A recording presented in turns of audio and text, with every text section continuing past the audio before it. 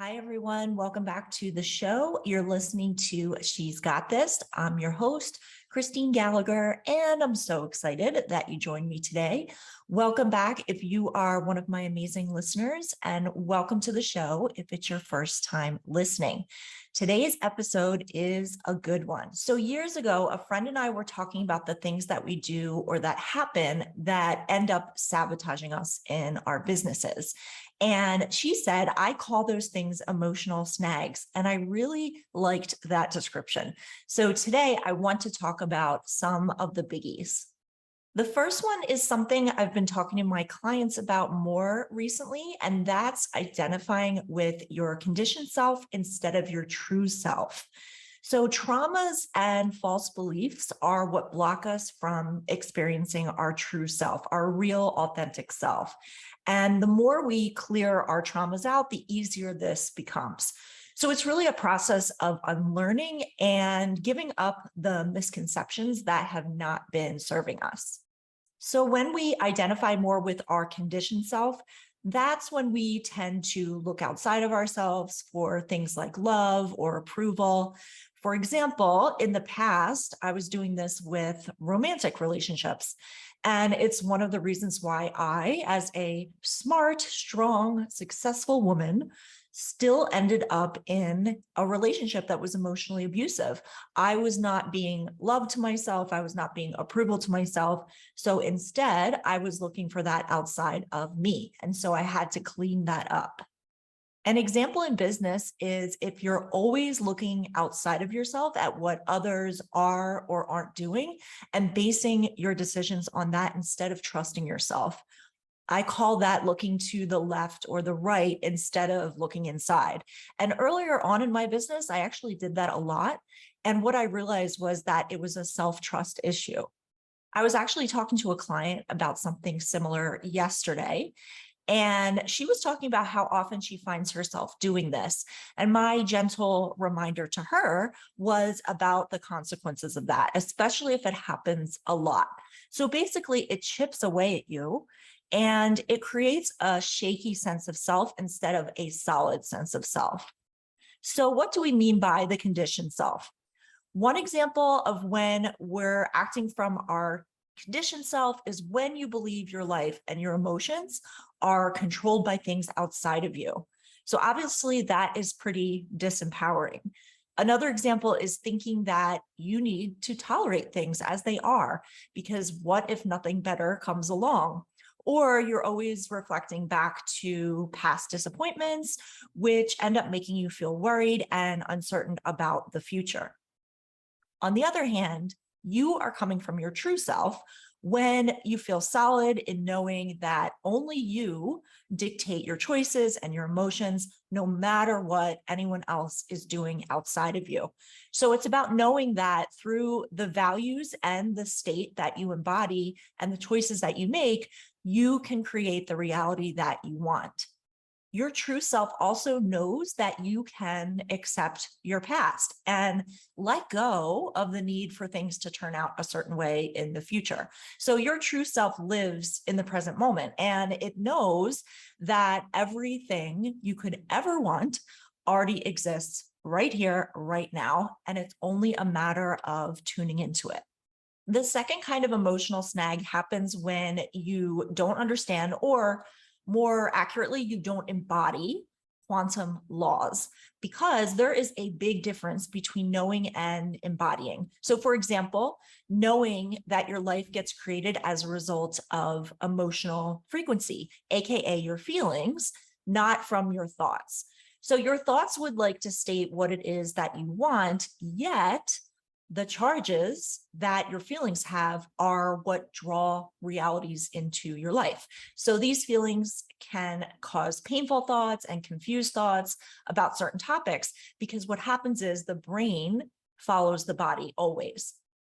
It's not what you try to think about something that creates it, it's what you feel about it. So the body wins always, because what your emotions are resonating is what is creating your reality. This is what stored subconscious programs are.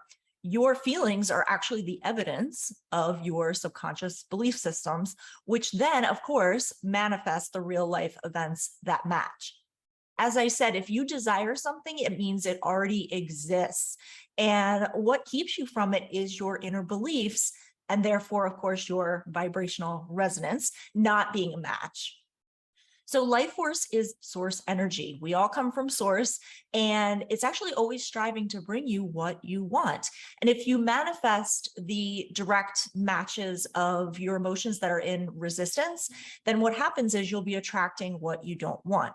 What you desire is your truth. So what you're wanting in your soul deep down creates this truth vibrationally as soon as you desire it, as soon as you want it. It becomes a reality energetically immediately. And so this is what is meant by what you seek is seeking you. For that reality to manifest here on the physical plane, your belief systems and the feelings associated with them and your thoughts and actions, which is how you apply it in real life, must become a direct match. An exercise around this is that you can jot down a few things that you want, maybe the top 3 things that you want in your life right now, which you haven't yet experienced. So this is reality. It's the reality of your true self. And then you can journal a few paragraphs on how you feel about each one, what you are trying to think about each one, and also how your feelings may be stopping you from experiencing this reality right now in your life. For example, someone who wants to run their own business. So they know that they want this because they feel that desire deep down in their heart. Well, if we know that this is in fact already created vibrationally, what are the fearful feelings blocking it from becoming real? So you would need to get clarity on this because your feelings are the evidence of what you believe subconsciously, which are manifesting the real life events that match. When you change your feelings, you change your reality. If there are any limiting beliefs or painful beliefs which get translated into feelings, then this creates resistance to what it is you want to manifest. And we touched on this a couple of minutes ago, but another snag is really lacking trust and belief in yourself. So for example, if your level of deservedness doesn't align with the thing you want to achieve, you are going to sabotage and you will continue to default back to what you believe you deserve. So your mind and actions are always going to default to follow your belief systems if they remain unconscious and if you don't do the inner work on them. And it's not that people with healthy deservedness act entitled. It's that they instead are like flowing along with life while creating their life from a place of truth and a place of solidness. They know that if people and situations are not a match for that truth and that solidness, they can then let go and create from unlimited possibilities, people, and situations that are actually a match. Fear or doubt is related to a lack of trust, which always means not trusting ourselves, essentially. When you don't have personal integrity, AKA a commitment to yourself, what happens is you end up cracking, right? And this is when unhealed parts and unhealed behaviors start showing up when whatever or whoever is outside of you doesn't give you what it is that you want. And what happens is when you're not validating yourself, you will always look for validation and approval from the outside. So this is what ends up causing feelings of not being fulfilled, feeling empty, feeling pain, etc. And it's the same thing with boundaries. If you don't uphold your boundaries, you will keep attracting people and situations that don't respect you or they push your boundaries. Ask me how I know that. So when you're afraid to lay boundaries, if you have gaps in your boundaries, life ends up controlling you. And then what happens is you will then act in controlling ways because we lose ourselves. And this causes the bad feelings, the anxiety, the pain, the fear, etc.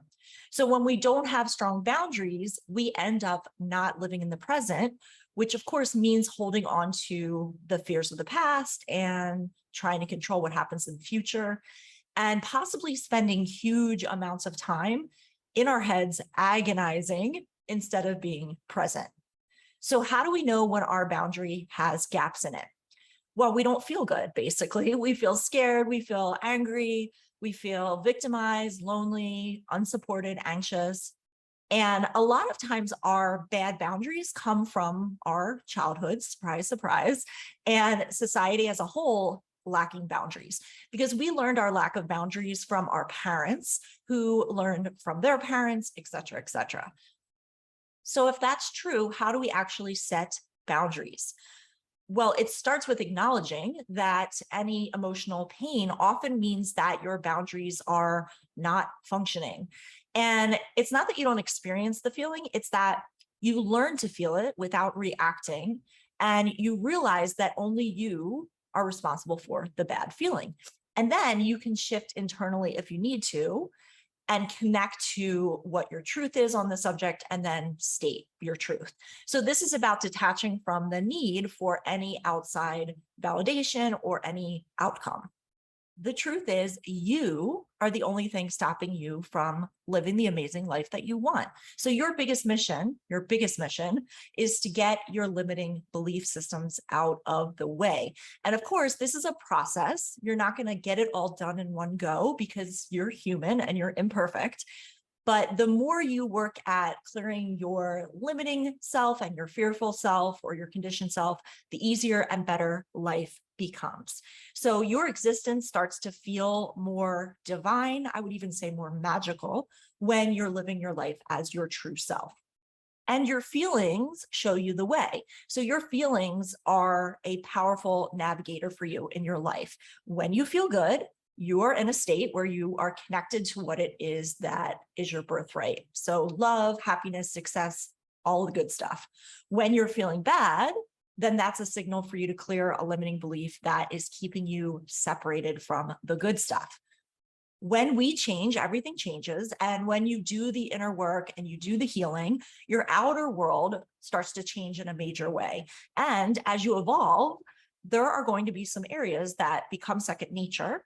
And there will be areas that still require you to be mindful. And of course, that's totally okay. And that's normal. But your primary job is this, always coming back to the knowing that you have the ability to affect your vibration. And that means we can affect everything around us by consciously choosing how we see life. We have that power. All right. I love you guys. Thank you as always for listening. If you love this episode or if it helped you, please share it. I would love to share this with as many people as possible. It's really fun to do these episodes and I hope that they help you. I hope you have a beautiful day. I love you lots. Until next time, keep shining that light of yours because the world absolutely needs it.